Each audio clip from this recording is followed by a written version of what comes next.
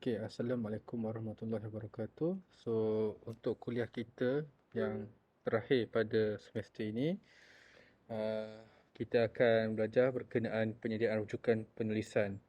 So, seperti mana kita semua maklum, setiap penulisan dalam dunia akademik, kalau kita ada merujuk sebarang rujukan ataupun bahan-bahan sekunder seperti kan keratan akhbar, jurnal, laporan, statistik daripada mana-mana penulis, daripada mana jabatan, daripada mana agensi, daripada mana-mana organisasi maupun di dalam dan luar negara, kita kena uh, cite nama mereka kan. Kita kena cite nama mereka ataupun quote nama mereka, kita kena ada. Bila kita cite dan quote nama mereka, automatik kita kena ada senarai rujukan di penghujung penulisan.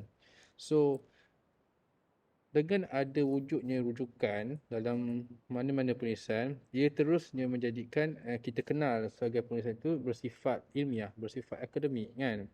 Dia bersifat ilmiah, dia bersifat akademik. Jadi disebabkan perkara tersebut, kita kena ada satu sistem yang di mana ianya satu sistem yang diterima oleh semua pihak kan, diterima secara universal. Satu sistem bagaimana kita nak cite orang, kita nak quote orang, dan bagaimana kita nak menulis senarai rujukan tu. Tak kisahlah rujukan kita tu bersifat datang daripada akhbar, ada format dia. Kalau di buku ada format dia. Kalau kita rujuk daripada jurnal artikel pun ada format dia. So daripada situ kita kena di Malaysia kan, kalau di negara-negara kita ni, format yang kita selalu guna adalah format APA kan, American Psychological Association, nama penuh dia kan. So format APA ni memang dah ada format tertentu bagaimana kita nak gunakan bagaimana kita nak gunakan bagaimana kita nak tulis rujukan untuk buku, bagaimana kita rujukan untuk jurnal kan.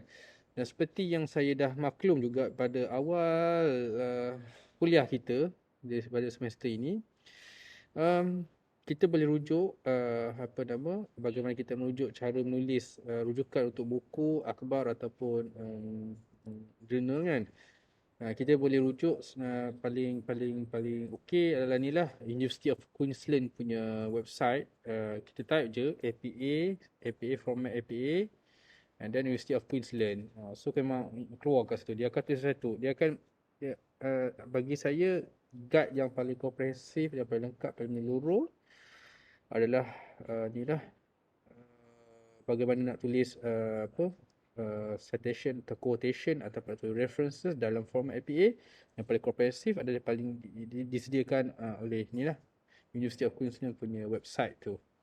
Okay, tapi memandangkan kita dah go through dah actually kan, sedikit sebanyak berkenaan senarai rujukan tu, dan saya pun dah bagi sebut sebab ini bergantung kepada ini, kita tak boleh hajar satu. Maknanya anda semua kena tengok website tu dan meneliti, menelaah sendiri dan memahami bagaimana nak menulis rujukan untuk buku, jurnal apa semua tu di anda semua. Saya hanya bagi link, anda boleh rujuk di situ kan. Itu merupakan proses yang anda semua perlu lalui sendiri, baru anda boleh faham macam mana nak tulis setiap rujukan tu, setiap bahan yang berbeza kan. Maksud saya bahan berbeza, akhbar, kereta akhbar, jurnal kan, dan sebagainya, buku dan sebagainya lah. Okay, so memandangkan saya dah go through that punya dah bagi tahu benda tu kepada korang. Jadi saya nak fokus pada hari ni adalah lebih kepada perspektif tak ke dalam sangat. Jadi kita nak tahu je apa perkara yang perlu kita tahu lagi, kita perlu take note untuk memastikan kita punya penulisan tu kita mengikut standard dan format yang ditetapkan kan. Okay, so macam saya sebut, di dalam negara kita, Malaysia, kita guna APA ni kan, Publication Manual of the American Psychological Association ni, American Psychological Association ni APA. So dan ini banyak digunakan dalam bidang sosial dan sains sosial dan inilah tingkah laku lah kan. So dia melibatkan So jadi lebih dekat dengan kajian yang address, yang mengkaji pasal human beings lah, manusia kan, psikologi dan tingkah laku, attitude kan. So kebanyakan kajian yang dalam bidang tersebut dia menggunakan inilah format APA untuk menulis rujukan. Okay, so dan IPA, style IPA punya rujukan ni adalah kita kena faham. Dan kadang-kadang kalau setengah faham rujukan, kita ada beza tau dengan rujukan dengan bibliografi. So rujukan ni dia menyebabkan buku, artikel dan inilah apa the, keratan website di mana yang kita rujuk dalam dokumen. Di mana apabila kita ada rujuk dalam dokumen, maka benda itu automatik masuk dalam senarai rujukan. Tapi bibliografi pula dia memasukkan semua sumber yang kita rujuk, walaupun kita tak ada site dalam baca dalam penulisan kita, tapi kita ada baca-baca juga sumber tersebut. Kita masukkan ke semua sumber kita rujuk, walaupun tak dimasukkan penulisan kita masukkan semuanya dalam penulisan kita. So benda tu dipanggil bibliografi. So bibliografi for sure dia lebih panjang lagi lah berbanding senarai rujukan. So itu kita kena faham perbezaan antara rujukan dan bibliografi. So masa bila kita guna rujukan, masa bila kita guna bibliografi, bergantung, jawapan saya bergantung kepada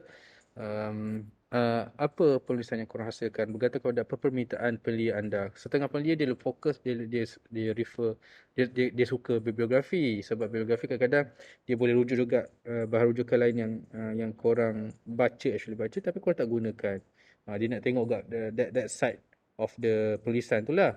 Tapi majoriti daripada apa nama supervisor, pensyarah, penyelia kan kebanyakannya mereka lebih lebih terfokus ke arah ni lah, rujukan lah kan. Dia lebih berfokus sebab apa nama dia sebab saya rasa mungkin kerana inilah budaya sekarang. Dulu dia lebih kepada dulu tak banyak bahan rujukan. Zaman dulu kita susah nak download bahan rujukan tu dalam secara online kan. Kita kena pergi library, dan kita pergi library dan kita kena catik satu-satu. Sebab tu pentingnya bibliografi tu ada tau. Bibliografi tu ada tu macam bagi sebagai satu rekod lah, sebab kita kena akses sumber semuanya melalui hard copy, kena pergi library. Tapi rujukan uh, zaman sekarang kita memandangkan kita dah boleh download semua secara online, maka terdapat lambakan lah rujukan yang kita gunakan tu, dan benda tu menjadi memudahkan lah kan, sebab akses tu makin mudah, akses kita nak dapatkan rujukan tu makin mudah. So bila dah makin mudah ni, jadi kalau kita still maintain the same tradition dengan buat masukkan juga sumber kita tak guna tu, jadi macam bentuk panjang sangat dia penulisan tu kan. Walaupun in actuality kita tak gunakan sebanyak rujukan sebanyak tu dalam penulisan kita. Sebab tu kita kena, lepas tu bila masa makin berubah, bahan pun lebih mudah kita pun mudah dapat akses ke bahan rujukan, maka pergerakan zaman, peredaran zaman tu lebih kepada sekarang ni orang dah start mula beralih arah daripada macam lebih dulu ada bibliografi tu macam relevan, sekarang ni macam dah macam kurang diguna pakai. Kerana peredaran zaman dan perkembangan teknologi yang kita saksikan dalam sepanjang maybe dalam 3-4 dekad ni kan, 3-4 dekad kebelakangan ini. Okay, so kebanyakan senarai rujukan kalau kita tengok, dia tak letak dekat permulaan artikel, permulaan tulisan atau tengah tulisan, dia letak dekat hujung sekali kan. So and then ini lebih bergantung kepada banyak format yang digunakan dalam inilah, dalam apa nama, dalam jurnal. Tapi ni once upon a time dululah kan, tapi tak semestinya kita ikut format ni. Dia bergantung kepada format yang assignment dan tugas saya diberi kepada kita. Kita ikut je format assignment tugas diberi kepada kita kan. Macam saya suka letak perkataan references dekat belah kiri, and then saya suka bold dia tapi tak nak underline, tak nak italickan dia ataupun buat quotation mark. So, kita just bold dia dan bubuh dia belah kiri sekali. Dan kebiasaannya kat reference ni adalah bahagian last sekali lah. Bahagian paling last penulisan kita kan. Melainkan kalau ada setengah jurnal tu, bila kita letak nampak rujukan kat bawah tu, dia letak biodata, biografi penulis kadang-kadang dalam setengah jurnal tu. So dia bergantung, sebab tu saya kata dia bergantung kepada format jurnal yang diguna pakai, yang kita rujuk tu kan. ataupun kita nak publish tu. Dia bergantung. So dia tak ada rigid sangat. Tapi satu perkara yang pasti adalah senarai rujukan ni biasanya diletakkan di bahagian penghujung penulisan. Kalau tak hujung pun ada satu part je. Dia biasanya dia tak autobiografi, biografi atau perbuatan penulis. Okay. So seperti yang saya sebut di awal kursus tadi, senarai rujukan sepatutnya dia hanya memasukkan sumber yang kita cite lah atau kita quote dalam penulisan suratan literature kita kan. So kadang-kadang kan kita tengokkan penulis, kadang-kadang ada setengah sumber dia untuk sebab yang tertentu tak dimasukkan dalam dia orang punya review kan. So review yang sumber tak dimasukkan penulisan kita ni patutnya tak dimasukkan dalam senarai rujukan. Dia patut dimasukkan di dalam bibliografi kan. Ingat, harus diingat lah lagi sekali, satu peringatan lagi sekali lah, senarai rujukan ni hanya mengandungi bahan-bahan yang kita rujuk dan kita gunakan dalam suratan literature yang kita tulis. Okay, so biasanya apabila kita senaraikan rujukan tu, kita kena susun dia ikut alphabetical punya order lah kan, A, B, C, D, E kan. Kalau kita tengok mana senarai rujukan pun memang dia biasa ikut senarai alphabetical order. Dia tengok last name punya author tu, macam nama saya Muaz Azinuddin. So Azinuddin start huruf A lah kan. Dia bukan tengok huruf M Muaz tu, dia tengok nama last setiap nama author dalam yang terlibat dalam penulisan dan penghasilan rujukan tu. Okay. So and then inilah merupakan contoh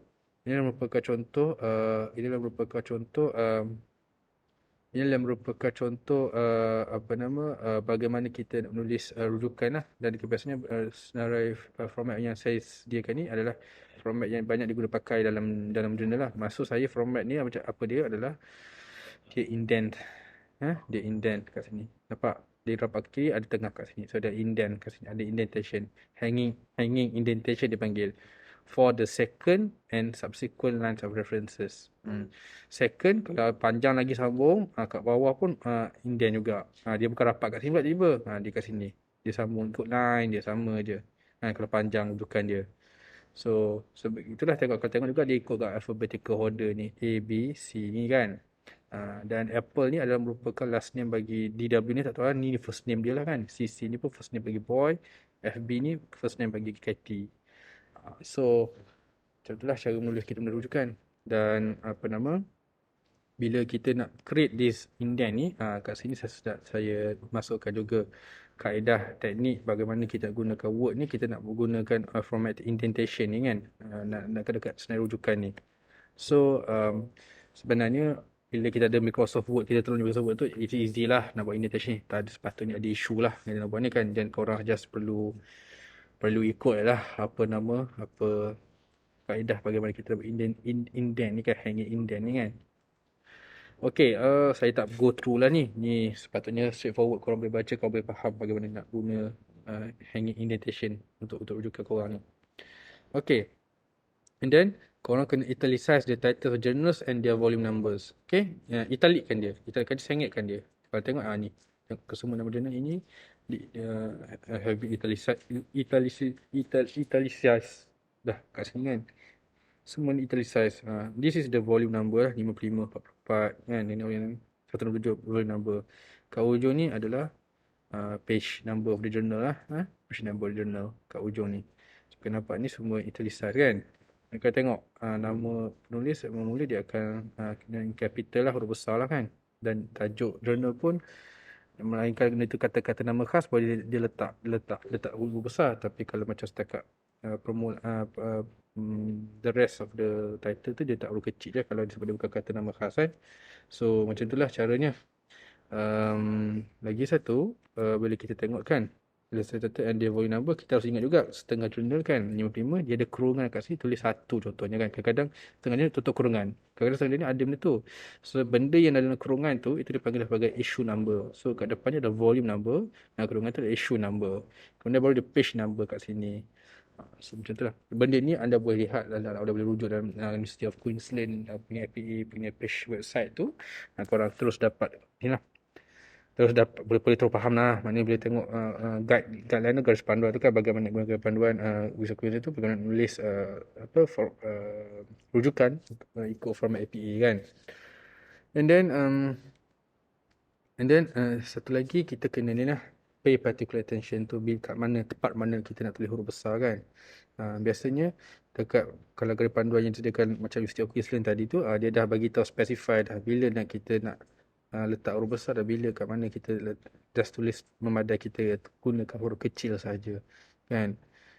Sebagai contoh, dalam style P ini hanya perkataan pertama kan, perkataan huruf pertama dalam perkataan yang pertama yang di capitalize kan, perkataan huruf pertama tu kan, yang formula ayat tu, macam contoh kat sini lah kan. Ni A ni experimental, perkataan pertama untuk title of the journal kan, sama juga N perkataan pertama kan.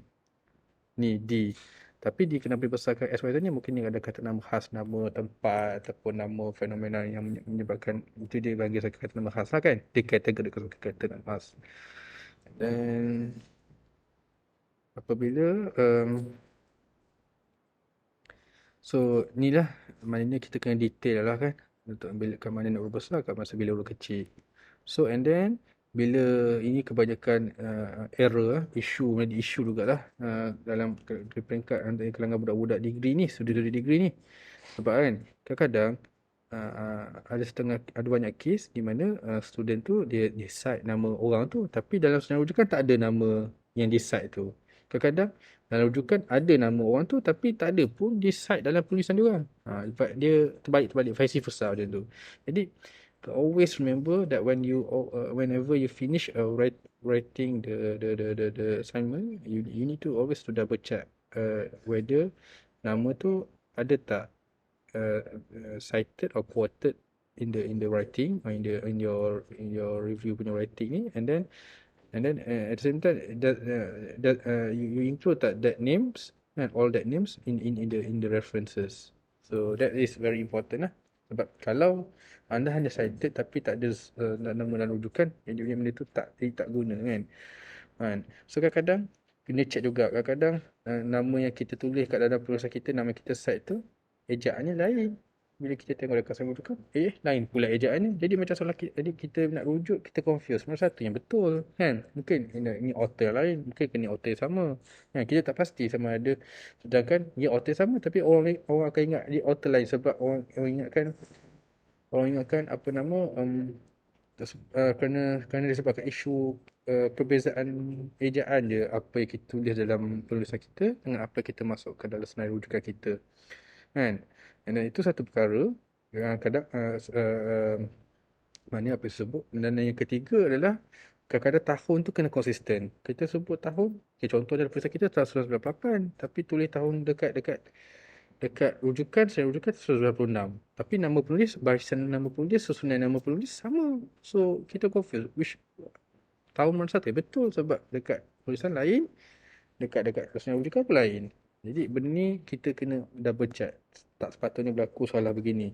Sebab seperti kita semua maklum, senarai rujukan ni adalah berada di penghujung tulisan. So bila anda dah sampai peringkat di penghujung tulisan ni, bila anda sampai peringkat anda tulis rujukan ni, mana anda sampai di peringkat penghujung tulisan ni, anda dah ready nak submit dah ni kan. So bila anda submitkan dalam keadaan ada berlaku isu-isu sedemikian, di mana macam anda cite dalam tulisan tapi tak cite dalam rujukan, anda cite dalam rujukan tapi tak ada pula cite dalam tulisan, dan itu isu kesalahan pertama. Kesalahan kedua, salah ejen nama, ejaan berbeza, ejaan nama yang ditulis dalam tulisan lain, ejaan yang ditulis dalam rujukan adalah berbeza. Itu isu kedua. Isu ketiga adalah tahun yang digunakan, yang ditulis dalam tulisan lain, tahun yang digunakan dalam bukan lain. So bila berlaku tiga isu demikian, jadi macam benda tu jadi kesalahan besar, jadi isu dah. Mana situ kat banyak mana ni, orang saya sebagai pembaca atau sebagai orang lain sebagai pembaca, kalau nak sembang pasal tu, dah jadi macam put off dah, sebab kerana kesalahan rem sedemikian. Sepatutnya benda gini tak berlaku. Benda gini kena ambil berat. Sebab kita orang takkan nak ambil berat pasal isu-isu teknikal sedemikian, isu-isu yang kerana disebabkan kelemahan ni, kesalahan berlaku isu-isu gini, Jadi kita orang fokus kat situ instead of rather than kita fokus dekat kualiti kandungan penulisan yang ditulis oleh anda semua. So sepatutnya kita orang fokus kat bahagian tu, tapi boleh fokus ke arah teknikal agriculture ni. So untuk bagi selamat, maknanya double check always benda ni. Kena double check kan. Kena double check nama satu-satu. Saya sendiri pun buat sampai ke hari ni pun saya buat. Saya double check kat semua ni. Bila saya buat penulisan saya sendiri. So ketika saya buat, maka anda semua kena buat. Anda kena check satu-satu. Dan kena check setiap each of the format. Betul-betul ikut format PA ke atau tidak.